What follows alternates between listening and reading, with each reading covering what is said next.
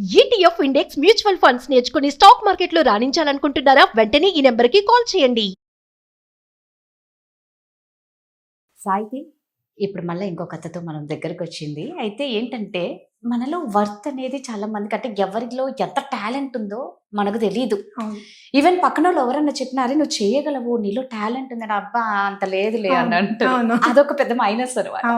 So మనలో మనకి ఎంత వర్త్ ఉంటది, దేవుడు ప్రతి ఒక్కరికి ఒక టాలెంట్ ఇస్తారు ఖచ్చితంగా. మనం అది మనల్ని మనం గుర్తించుకోకే మనం వెనకాల పడుంటామే. దీని గురించి ఒక చాలా బ్యూటిఫుల్ కథ చెప్తాను. కృష్ణాపురం అనే ఊరిలో జానకి అని ఒక ఆవిడ ఉండేది. వాళ్ళ ఇంటికి ఎప్పుడు నీళ్లు, వాళ్ళ ఇంటికి కావాల్సిన నీళ్లు ఎప్పుడు కావాలన్నా వాళ్ళ ఊర్లో నీళ్లు ఉండేవి కావు. ఆవిడ పక్క ఊరికి వెళ్ళి బావిలో నీళ్లు తోడుకుని వాళ్ళ ఊర్లో ఉన్న బావిలో పోసేది. అలా చేయడానికి ఆవిడ దగ్గర 2 కుండలు ఉండేవి. ఒక కుండ అందంగా పెద్దగా చక్కగా నీట్గా పాలిష్ అయ్యి చక్కగా ఉండేది. ఇంకో కుండకి కొన్ని క్రాక్స్ ఉండేవి, చిన్న చిన్న క్రాక్స్, దాంట్లోంచి నీళ్లు కారుతూ ఉండేవి.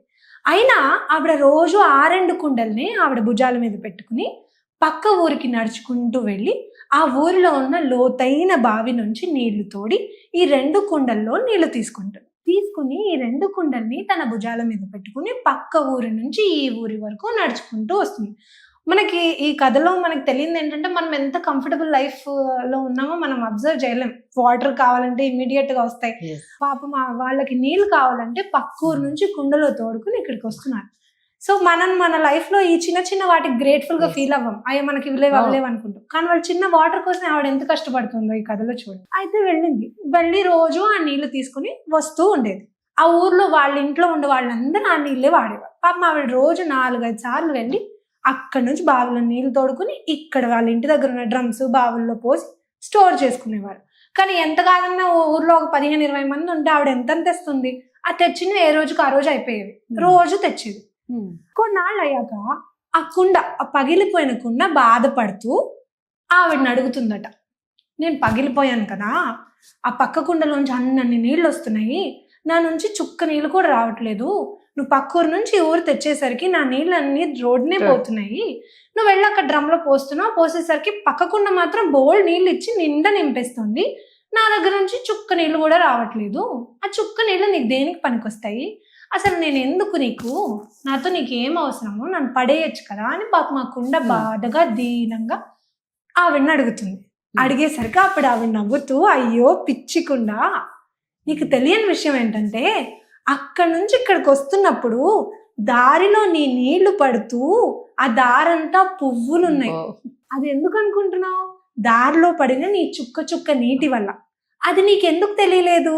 అందుకే నేను రోజు ఆ పువ్వుల్ని ఇంకా ఇంకా పెద్దవి చేయడానికి నిన్ను తీసుకొస్తున్నాను. అక్కడ అసలు పువ్వులే లేవు, కానీ గత 20 రోజుల నుంచి అటు ఇటు ఆవిడ తిరగడం వల్ల అక్కడున్న చిన్న చిన్న గడ్డి పెద్దగా మొక్కయి, అంటే చిన్న చిన్న మొక్కలై దాంట్లోంచి చిన్న చిన్న పువ్వులు విచ్చుకున్నాయి. అసలు నేను దేనికి పనికిరాను అనుకున్న ఒక కుండ ఒక అద్భుతమైన పూలవనం చేయగలిగింది.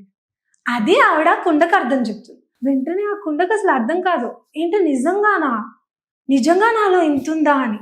మర్నాడు ఆవిడ పట్టుకుని వెళ్తుండగా ఆ కుండ ఆ వనాన్ని చూసి చాలా ఆనందపడిపోతుంది. నిజంగానే నా వల్లే అయింది అని. ఆ నిండా నీళ్లు చేస్తున్న కుండ కేవలం డ్రమ్లో మాత్రమే నీళ్లు పోస్తుంది. అసలు నాలో ఏమీ లేదనుకున్నకుండా దారంతటిని అందంగా మార్చగలిగింది. సో అది ఈ కథలో మనకి నీతి. లైఫ్ లో కూడా మనం ఎన్నో సార్లు అనుకుంటాం మన వల్ల అవ్వదు, అనుకున్న వాళ్ళు చాలా అందంగా ఉన్నారు, వాళ్ళనే తీసుకుంటారు. ఇప్పుడు యాక్టింగ్ అనుకోండి, ఇప్పుడు యాక్టింగ్ ఆడిషన్స్ కి వెళ్తారు చాలా, అప్పుడే అనుకుంటారు నేను అంత బాగాలేదు, కొంచెం డస్కీగా ఉన్నాను, తను బాగుంది, అందరూ ఆడిషన్ లో అలా కూర్చుంటారు. అప్పుడే చాలా మందికి ఇన్సెక్యూరిటీస్ వచ్చేస్తాయండి. లోపల ఫీల్ అయిపోతారు, అమ్మో బాగుంది, నాకు రాదేమో, నేను ఇప్పుడు వెళ్ళి ఎంత బాగా పర్ఫామ్ చేసినా తననే తీసుకుంటారేమో. కానీ తెలియదు ఏంటంటే, యాక్టింగ్ లో చూసేది టాలెంట్. నువ్వు లోపలికి వెళ్ళి అద్భుతంగా పర్ఫామ్ చేస్తే నిన్నే తీసుకుంటారు. నువ్వు అందంగా ఉన్నా లేకపోయినా నువ్వు అందంగానే ఉంటావు, అది మనం ఫీల్ అవుతాం. సో మనలో మనకి ఆ డౌట్స్ ఉండడం వల్ల మన వర్త్ మనకు తెలియదండి. లైఫ్ లో చాలా సిచ్యువేషన్స్ లో ఇలా అవుతుంది. మీరు అన్నది కరెక్ట్. ఎందుకంటే ఇది ఎక్కువ మనం చూస్తే ఈ యాక్టింగ్ దాంట్లోనే ఉంటుంది. టెస్ట్ కట్టుకు వెళ్ళినప్పుడు ఎవరినైనా పక్కన వాళ్ళని చూడంగానే మనం పక్కా డౌన్ అయిపోతాం. అవును అరే ఎంత హైట్ ఉంది, ఎంత స్మార్ట్గా ఉంది, ఎంత ఫెయిర్ ఉంది, ఇలా ఉండి ఎక్కడికి వెళ్ళినా అంతట్టు ఆడవాళ్ళకి ఇది పెద్ద ప్రాబ్లం. అవును అవును ఎవరిది వాళ్ళకి నిజంగా తెలియదు. నిజంగా పిల్లలకి చాలా చెప్పాలి చాలా. ఇలాంటివి. పిల్లలలో కూడా చిన్నప్పటి నుంచి నాన్న నువ్వు ఇది చేయగలవు, నీలో ఈ సత్తా ఉంది అని ఖచ్చితంగా పిల్లలు పేరెంట్స్ ఎంకరేజ్ చెయ్యాలి. అవునండి, పిల్లలు తొందరగా వచ్చేస్తుంది. పిల్లలు, రీసెంట్ గా ఒక వీడియో చూసాను, పిల్లోడు ఓడిపోతాడు ఒక గేమ్ లో, ఓడిపోగానే అందరిని ఓడిపోయా అంటే ఆ పిల్లాడు ఏడుస్తూ కూర్చుంటాడు. ఎవరన్నా ఏమైంది అని అడిగితే నేను ఓడిపోయానంటే, నువ్వు ఓడిపోలేదు, నువ్వు నేర్చుకున్నావు. బా. నువ్వు ఓడిపోలేదు, నువ్వు నేర్చుకున్నావు. ఇంకోసారి ఓడిపోవు, మళ్ళీ ఓడిపోతే మళ్ళీ నేర్చుకుంటావు.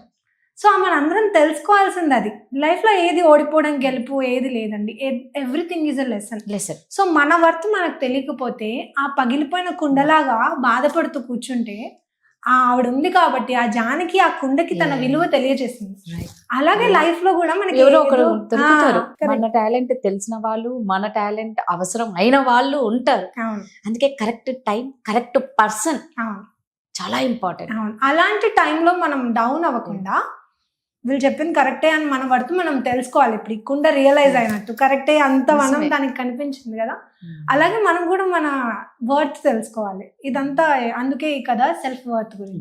కథ మాత్రం చాలా బాగుంది సాయి. నిజంగా ఒక పూలవనాన్ని చూపించేశారు ఇమాజినేషన్ చేస్తూ. Thank you. Thank you.